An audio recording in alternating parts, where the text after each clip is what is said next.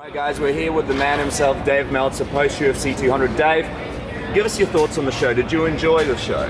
It was an intriguing show. I mean, it wasn't as good as 199 as far as, great fights, but it was very newsworthy. I mean, there was just every fight had a story to it, and ramifications to it. And, a lot of them went in a different way than I expected, up and down the show. What did you think about Misha being in the main event? A lot of people are sort of talking about the fact that everybody gets excited for Brock, and then they won't stick around to really pay attention for the Misha fight. Do you think it worked out having her in the main event?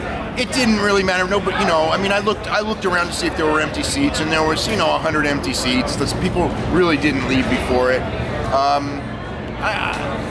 I can see both ways. I mean, I don't think it's a big deal who's on last. All the fights happened.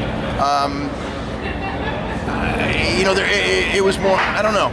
I can understand the idea of you want a championship fight last. To me, I mean, the funny thing is of the championship fights, the one I was most interested in was Aldo and Edgar, but that wasn't the one the fans were the most interested in. There were rumors prior to the event that Ronda Rousey was going to make an appearance at the very end and potentially challenge Misha Tate for the title. I'm wondering, what did you think of those rumors? Do you know anything as far as the truth? And I'm wondering, did the UFC, if they were true, scrap those because Amanda won instead of Misha? I know nothing about it, but I certainly, when they changed the order of the fights, I was thinking, why would you do that? Because Brock is still the most intriguing guy on the show and the one that the fans are most interested in. And that's what I thought, well, what if Ronda's going to end the show? Which would you rather have? You end the show with Mark Hunt knocking out Brock, which didn't happen anyway, or you end the show with Misha and Ronda in a face-off, and it's well, that's an easy call. Of course, Dana immediately denied it, and we never saw Ronda. So, and now that the women's bantamweight division, I mean, it's completely messed up. I mean, Misha and Holly Holm was a big fight. That's out of the question. Nunez and Holly Holm might be next, maybe, depending on what happens there. I would go with that ahead of Juliana Pena. I mean, just because Holly Holm is so much better known. I mean, Ronda can walk in and get a shot, but I don't know where Ronda is. I mean, that's which is the other thing. I mean, we never saw her. Let's talk about the Brock Lesnar fight. Obviously, Brock won that fight. It was an impressive performance for a guy that had 6 weeks training versus a guy like Mark Hunt. What do you think this means for Brock now? He just did a press conference. It seemed like he hadn't really made up his mind, but do you think there's the potential of him coming back and fighting again? Would that be something that Vince McMahon, do you think, might be open to?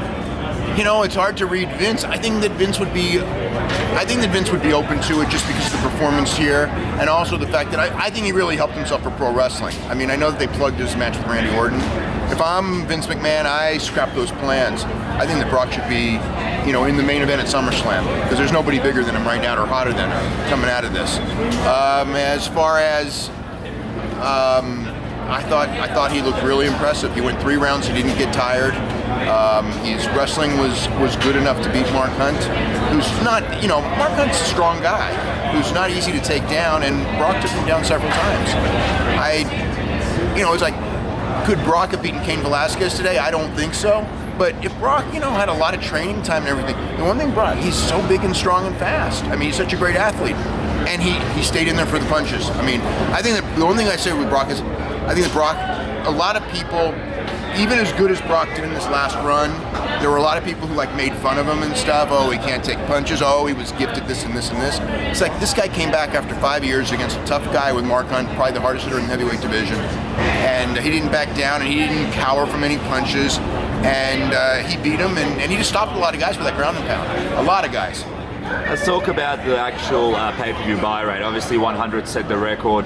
What feeling are you getting with this one? Do you think it comes close to beating it, or do you think with DC and Jones coming off the event and Anderson Silva being on there and each day going to the main event and everything that happened during the week, it might not reach that? I originally, when I thought it was gonna hurt it a little bit when John Jones fell out. And then when Anderson was announced, I thought, they're going to get most of it back.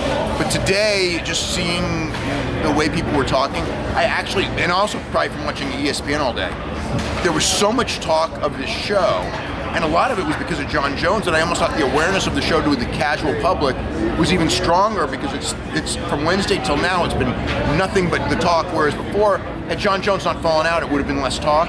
So I think that they probably are going to do better than they would have done, but we'll never know. I mean, we don't know.